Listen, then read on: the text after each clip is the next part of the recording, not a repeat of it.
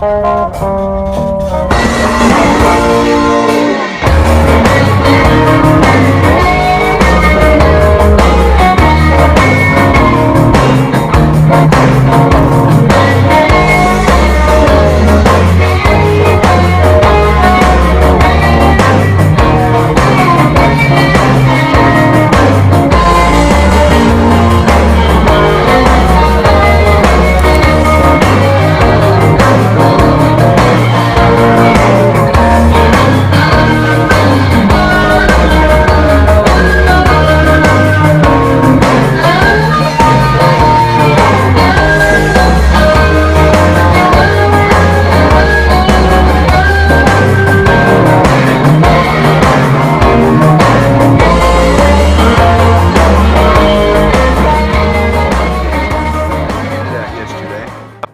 now we've got our body and stuff sitting on there.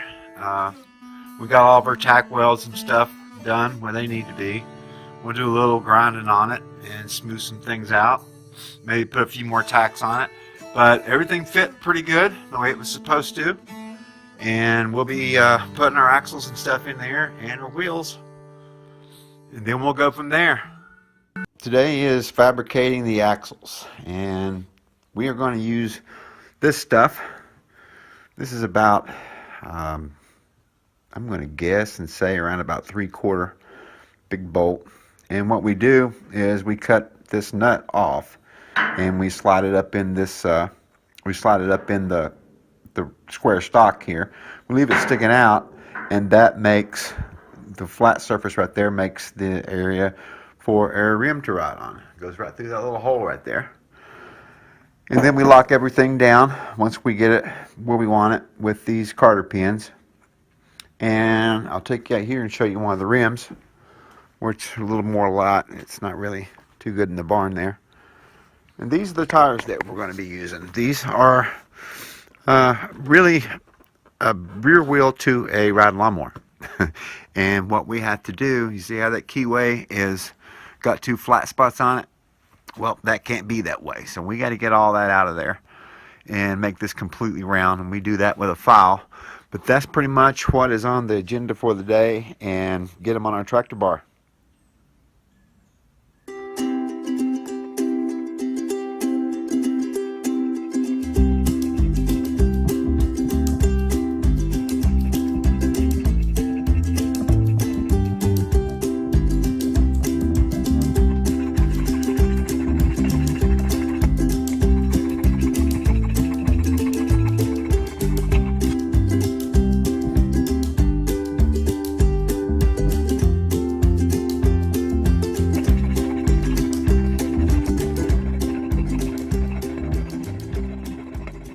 Good Lord. It's about an hour to do one of these things. And there's what you want right there. As long as it turns good, then you have successfully got that key out of there. One down, one to go. I want to give you a little bit of an idea about what's been done so far. We had this thing flipped up on its end because we need to we want to make sure we get our tack flat stock in here welded to our tubing. We outboard it just a little bit, or inboard it. We tack it. That is where the wood will sit inside of this square tubing. It gives it a really nice look. You lay it in there, and then you put your boards across and bridge the nose and stuff together from up underneath. But right now we want to get all of our welding done. We want to make sure that everything that we've welded so far, we can get another tack on it in these areas to make it stronger.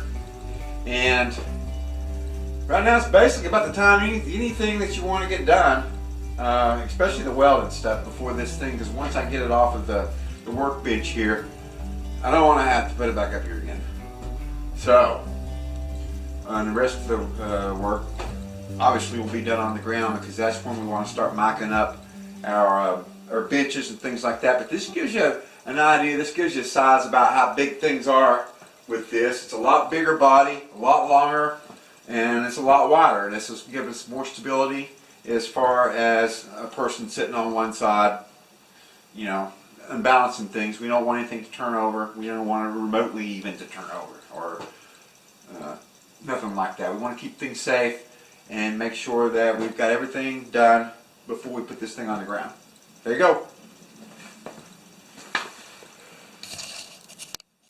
I'm just going to bring you back here and show you a little bit about what we've done now that we've got everything back over on its wheels.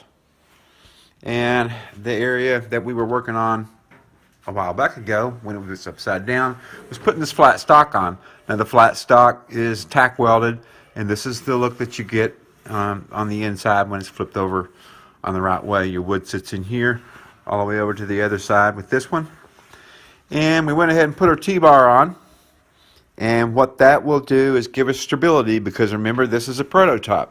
We've never done this before, so we don't know if that's overkill or if it's enough. So that's where we're at on this thing. And if we need to bring it any more, then we will. But we're holding off right now on 35 inches because that's what it takes to get in a standard size door. Once we get this off the bench, we'll get it back down on the floor. Then we can start mocking up to see where our benches and things are going to have to sit and what kind of fabrication that we got to do in order to hold our benches up that slot into the body itself. So there you go. That's where we're at. That's what we're doing. Okay, this morning we got our tractor bar sitting down on its wheels. And everything looks really good as far as the height and stuff like that is concerned. And I'll give you a little bit of a look around it. And I'll show you what we're getting ready to do, and that is mock up the benches, the bench area that will be slide-ins. And how we're doing that, we go down here to the main frame.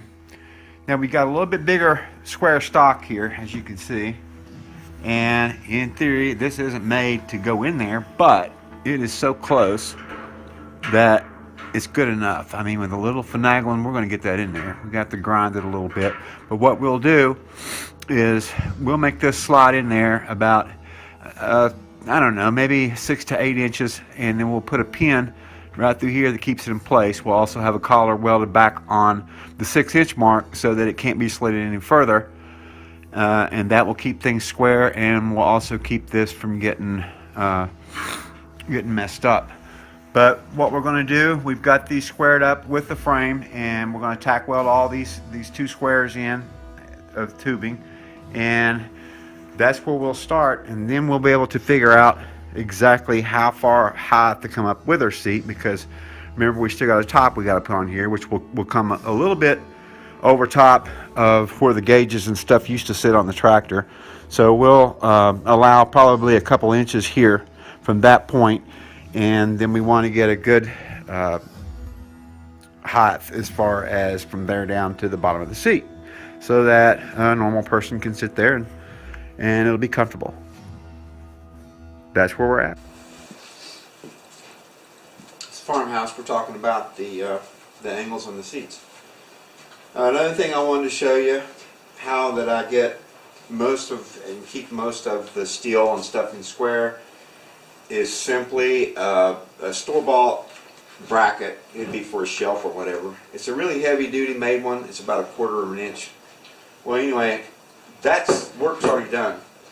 There, all you gotta do is bolt one into the bottom, clamp it in, clamp the other one down, flush them off. You're ready to do your welds right in here, and then you can flip it over to the other side, and then take this completely out, because at that point it's not going anywhere. And that just finishes all off. I like to weld everything all the way around. It's just a good way to do things. And a lot of you probably notice sometimes I use this instructional mask. It all depends on if I'm in a tight spot.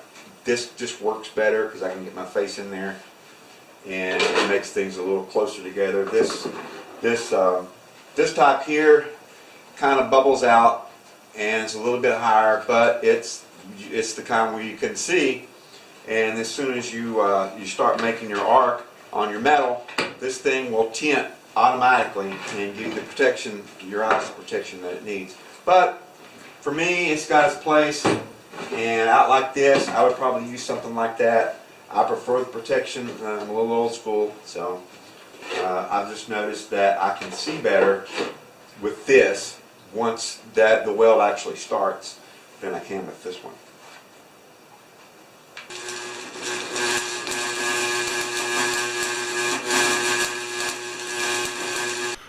Well, good morning to you, and I hope that everyone got them enough coffee this morning. We're putting our standards in for our seating on our tractor bar. And what we've done is we chose the smaller piece of stock, just like what we said we were going to do prior. Slides inside of here. And we had marked it around 6 inches, but I found out that 4 is going to do just as good. So up until I have a need to shove it anymore, I'm gonna keep it at 4. And we got a little tick mark there, so we know where to stop it at. All we done was come up with the same size tubing on top, welded it all the way around, and we done the other side. Now what we have to do is we have to have another set of standards that goes on top of this, and that will support the board that goes across for our benches. And what we're going to use for that is some bed railing that we have. It's an angled stock. It's kind of it's real sturdy. It's a little less than about 1/8 of an inch, but as you can see, we got it marked out around about 10.5 inches on top. Got them beveled in, and there's plenty of little holes and things to put screws in for the board later. But that's what we're doing. We are repurposing an old bed rail. It makes really good stuff. I mean, if you're in a scrap yard and you see some of this stuff laying around and you're into a lot of fabricating, grab them. Well, we got our benches and stuff completed on our IH project, and I want to give you a little bit of history on these things. Now, these tractor bars that we build are a part of the American agricultural history. This particular tractor is probably about a mid-40s, late 40s Farmhouse. Now, this isn't a reproduction. It is one of the original tractors that once farmed the land, and that's what makes them so cool. Is this thing was out doing farm work in the 40s, and it's a vintage tractor. And most of the places where we get them are where they get the tractors that mechanically probably can't run anymore. They've just gone beyond the point of fixing them. And these places actually take them apart, every piece, and they auction the pieces, and that's how you get them. You have people like me that are interested in them for doing these type of projects and stuff. And then you've got people that are restoring these tractors. I mean, this is it's just like the car world. The tractor world's the same way. And they take them to shows, they trailer them, they do tractor pulls, whatever. But they may be looking for a nose cone, they may be looking for a hood. It's hard to tell, but that's where they come from. And I love the preservation of the main body of the tractor. Of course, that's not all of it. It had a back part. But this is where we're at on our project, and we're getting ready to fabricate the framing and stuff on the top, and that's where the glass and stuff will be, because part of the beauty of this thing is so that you can see the body and the body lines, because it is a real pretty tractor. What we'll do on this is give you a little look at the back side of it. We'll put the glass in the middle, and it'll have wooden stuff around the edges, around the sides, and it'll overlap it so that you can sit and enjoy a meal. I don't know exactly where this is going to end up. I used one in my house for years, and that's where all this started. This would have been where the gauges and stuff would have been in the tractor, and then you've got this spot over here would have been where the exhaust came through, and the little one in the front there was probably for the radiator fuel.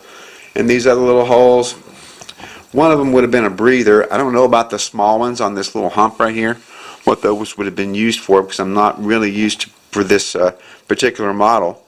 But I just wanted to give you a little look of it all the way around and let you see it. It's pretty fascinating. Well, now we're going to show you a little bit about the framing that goes on top that supports the wood on our IH project.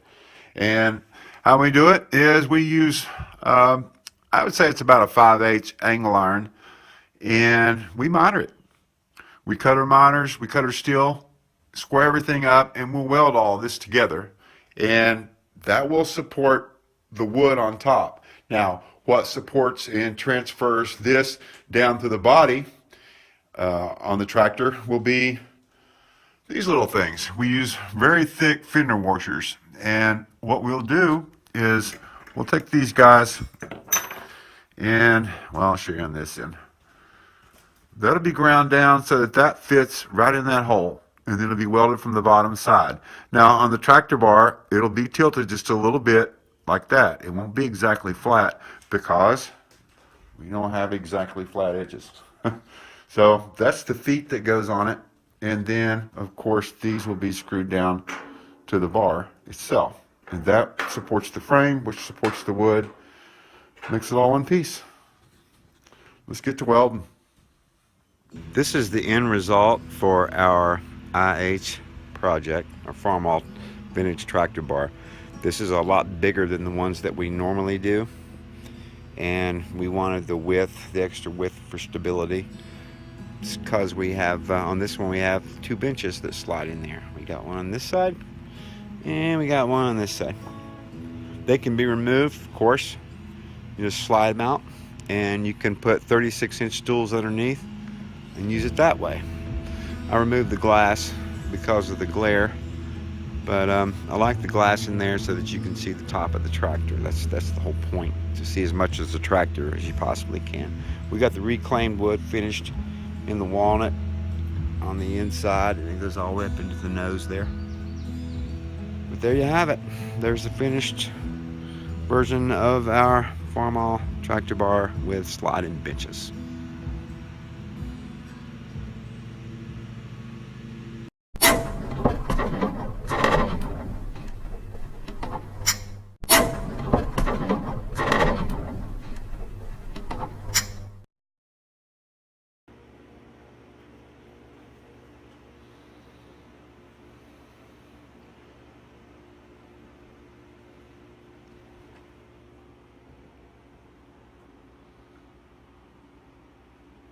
All the way.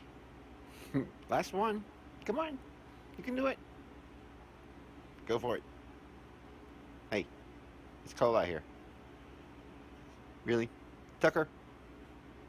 Okay, that's it. I'm leaving you outside.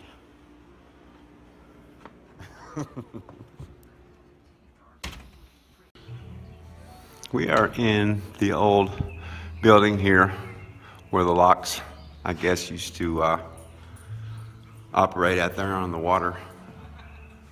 I'll show you some of the cool stuff in here. We're gonna go upstairs here in a minute. It's pretty neat though. The graffiti even looks a little cool. Check out the old fireplace thing. Come on, Tuck. Let's go upstairs real fast before I run out of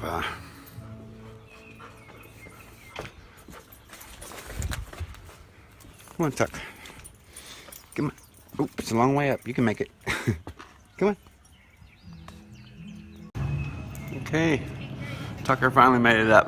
I had to quit filming and get it in. Show you this whole building. This is just cool. This would make a cool place to work. And there's the water. It used to be the locks. Check it out up there. That's just cool. Well, now you get up there, Tuck. That's how you get back down there. We'll go down that way. Hey, Tuck. Come on, bud. He's like, where'd you go? But out there is the river. I don't know exactly which one, but that's the locks, I guess, for getting the bigger boats and stuff through. They put a lock across, and that allowed the boats to get close to load and unload and get back out, and then they would release the lock and let them go on out. Let the water back to normal. You were going this way, Tuck? Pretty cool. I love going through old buildings. Oh, this is where that is. Anyway, there's a look at the building.